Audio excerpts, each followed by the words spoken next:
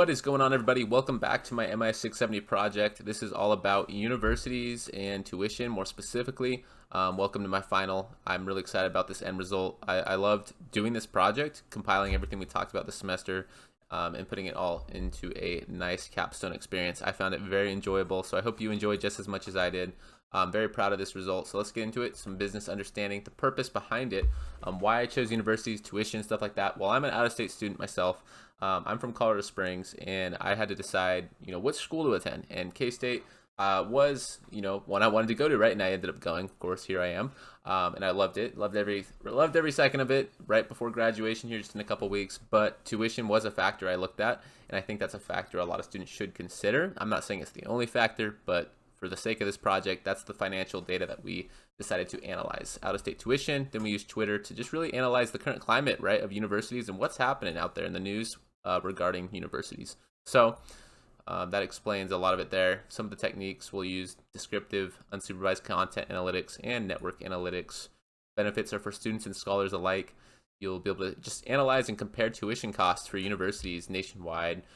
Twitter will be able to highlight what's going on in the news, who's under the spotlight, what universities are getting the most attention. It can be used in multiple ways, right? A student can use it as a resource. A scholar can look at it to do some comparative analysis and understand just what's going on in general in regarding universities. And so it's really just intended to be an insightful project, and it really was. So some data identification and collection. We started with collegestats.org. This is my XPath code. It was a nice code here, very straightforward. It was very clean. It was a nice user-friendly website, able to grab this data pretty easily, where I know some other websites we've worked in the past were a little more difficult. So that brought in 3,984 lines of code. So keep in mind, 3,900 plus universities in this data set. So this is what it looked like when I cleaned up my code a little bit. One of the things I did here, actually, real quick, I used Stack Overflow to do some research.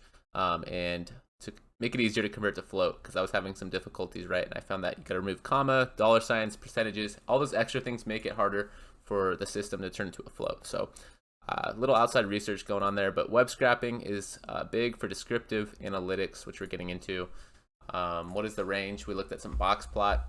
We can see that the mean tuition here in the United States is $15,954. So keep in mind this tuition price is for out-of-state students. This is not in-state, not any of these other additional factors like financial aid, just out-of-state tuition, raw financial data.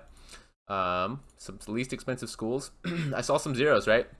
I thought that was confusing, but it wasn't really. Military schools have zero in tuition because of the service that is required afterwards. And I do live in Colorado Springs, or am from Colorado Springs, so I do know that the Air Force Academy follows that same principle. Highest retention rates, handful at 100%, so that was really cool. I didn't think I would see any of those, but according to this data set, there were. Highest tuition rates on average by state. Now, that was cool. A fun breakdown here that really just highlights the states that were highest and lowest in tuition. And it was fascinating to see some of the results. Vermont, Rhode Island, Massachusetts were the top three. That surprised me because I thought California, Colorado, from my experience, would be higher than they were, but they weren't as high as those.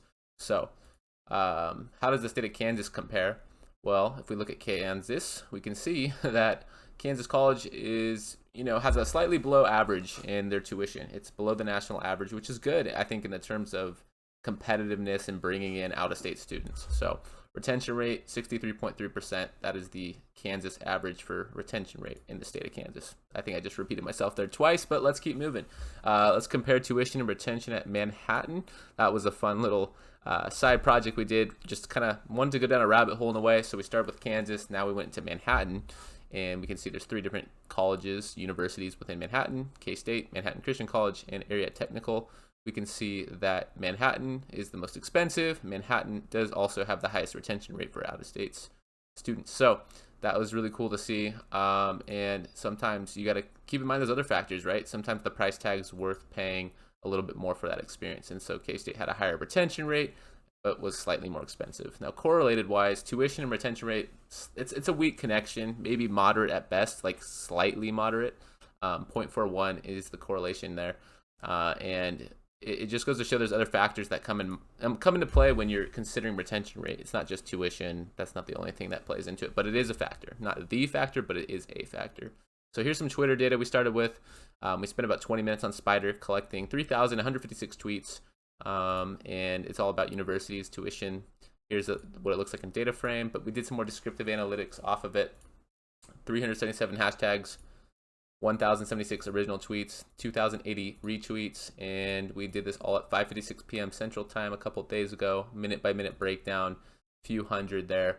I know I'm flying by a little quick, but I don't want to run. I want to run in the time frame. So, how many users? 2,770. Active users, Sugar Mommy 243 led the way. Interesting usernames here to say the least. But it's fascinating to see, right? Most visible users, Cat Turd 2 with 196 mentions in 20 minutes. That is a lot of tweets. So let's look at some follower analysis. During that 20-minute period, Sneaker News, ABC, and Papa John's all got in on the action. They all have close to 1 million followers, so that was interesting to see. Word frequency, a lot of common words surrounding financials, college-related terms. Makes sense. That was our keyword. So content analytics, topic modeling. We moved forward with the Twitter data, did some pre-processing, tokenization, got rid of extra stop words because I saw some common themes that I wanted to get rid of. That led us down to 2,904 unique tokens, 3,156 documents. Ran an optimal K, chose 6. And I felt like that was best because I wanted 6 distinct topics here, as you see in the data, right? Distinct topics, not just 12 highly correlated topics. So we saw that one topic was really focused around Tulane University for some reason. And I believe that's because a relative of the president is going to be lecturing there or something, as I did my research. But the most popular topic was topic 2. And that topic was surrounded around student, Nigerian government killed. I did some research because I saw killed in there. I was like, what's that about? So I Googled it up, and it's definitely related to that news source there where at a university in Nigeria, they were getting kidnapped and killed, which is very, very sad and a very prevalent issue. So sentiment analysis, we got a good look at just the positive and negative tweets. 70+% were positive, which was surprising. I didn't think I'd see so many positive tweets on Twitter. So look at the top 5, look at the top negative, there's the top 5 positive and top 5 negative, right? So it's a clear distinction between the two. You can tell the feel from the sentiment and the compound scores. So network analytics, mention network. We created that up in Gephi. That allowed us to see the most influential users. Cat Turd, right? Like I said, Jack Placibic. There's a couple highlighted by the node size. And there were a lot of different factors I looked into, including eigenvector centrality, betweenness centrality. One of the cool things I found was betweenness centrality, right? Some of these users didn't have as much influence in terms of degrees, but they had very high betweenness scores, and so they had that just means they're influential in passing and controlling the information to others in the network, which was really interesting to see. Co-hashtags, same kind of process this time. It just allowed us to see the influential hashtags that we found in our Twitter data, and we saw allow access to Tigray genocide, a lot of things related to social issues, which I found was actually very surprising when I did this. I started off in tuition and financial data, and then I ended up seeing a lot of the current climate surrounding universities. As I see in the bottom sentence down there, I was expecting stuff like Go Tigers, class of 2023, graduation, Utah, Utes, Pac-12. That's what we did see. There was a lesser connections, but the biggest connections in the data set were social issues. And so I did some more research. I didn't know what this was about, but I wanted to get some awareness about it. So it's basically where I think there's a lot going on in I think it's Ethiopia. There's a link there to an article, but it deserves some attention. And my theory that on why this is happening in the Twitter data is that universities and university students like to utilize their platform to bring awareness to social issues. And so that's my theory on why there's a large result of social issues. And so in conclusion, we kind of touched on a lot of the Twitter. We touched a lot of the financial data, a lot of those takeaways. But overall, I just want to leave on this note that the current climate, surrounding universities is a complex, ever-changing environment. And that is what I truly learned in this experience. And it was really cool just seeing those highlights. And as sad as some of those social issues are, it was cool seeing what connections can be made, with a keyword university, what people are talking about in terms of university. So there's just many factors. Overall, I think there's a lot can be taken away from both aspects of this, from the web scrapping and from the Twitter API. For prospective students, tuition plays a role in your out-of-state decision, and I think that's something you can clearly look and identify and dig down into with this data set.